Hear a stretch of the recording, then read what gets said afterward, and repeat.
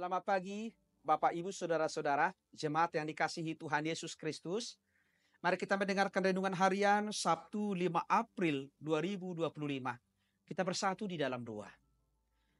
Kasih karunia dan damai sejahtera dari Allah Bapa kiranya menerangi hati dan pikiran saudara-saudara di dalam nama Yesus Kristus Tuhan kita. Amin. Saudara-saudara jemaat yang dikasihi Tuhan Yesus Kristus, renungan harian untuk kita tertulis dalam kitab Yeremia 31 ayat 25. Demikian firman Tuhan. Sebab aku akan membuat segar orang yang lelah dan setiap orang yang merana akan kubuat puas. Saudara-saudara, hidup dalam pergumulan, masalah, penderitaan pastilah membuat kita lelah. Karena lelah itu terjadi karena kita terlalu sibuk dengan kehidupan ini. Terlalu fokus dengan masalah yang kita alami. Sehingga kita sering mengandalkan pikiran kita, kekuatan kita. Apa yang terjadi? Akhirnya kita bisa merana, menderita, dan sakit. Saudara, tidak ada orang yang menghendaki hidupnya merana. Tidak ada orang yang menghendaki hidupnya menderita atau kesakitan karena kelelahan menghadapi masalah. Kita selalu menghendaki hidup ini untuk semangat, sukacita, karena kita harus memahami siapakah kita ini. Kita ini adalah umat Tuhan, anak-anak Tuhan yang percaya kepada Tuhan, yang selalu mengandalkan Tuhan, dan yang selalu berserah kepada Tuhan. Tetapi bukan anak-anak Tuhan yang mengandalkan pikiran atau kekuatan kita. Kita melihat dalam kehidupan pelayanan Nabi Yeremia, bangsa Israel mengalami kondisi lelah.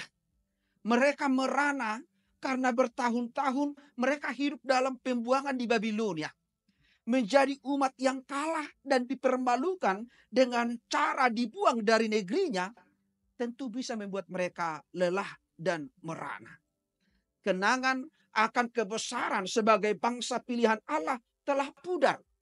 Kepercayaan bahwa Allah adalah Tuhan yang hebat dan perkasa mulai hilang dalam kehidupan atau ingatan mereka.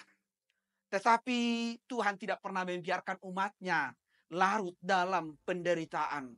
Tuhan tidak pernah membiarkan kita umatnya merana, menderita, kehilangan semangat hidup.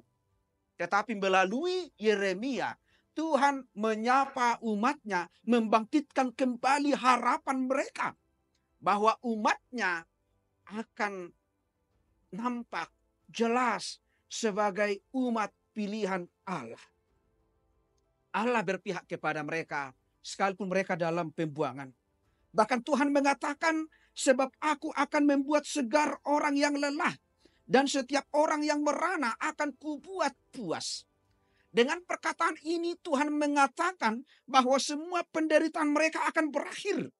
Kondisi mereka akan dipulihkan dan dikembalikan sebagai umat pilihan kesayangannya. Jemaat yang dikasihi Tuhan Yesus Kristus, di antara kita juga pernah mengalami hal yang sama. Kita dalam menghadapi pergumulan penderitaan pernah mengalami lelah dan merana disebabkan berbagai kegagalan yang terjadi dalam kehidupan kita.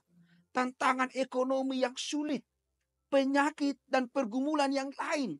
Kita sudah berdoa, tetapi yakinlah sepanjang kita meyakini Tuhan di dalam doa-doa kita, firman Tuhan hari ini mengingatkan bahwa Tuhan pasti berpihak kepada kita.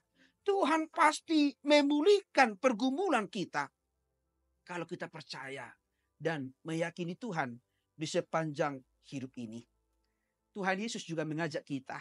Di dalam Matius 11 ayat 28 dikatakan, marilah kepadaku semua yang letih lesu dan berbeban berat.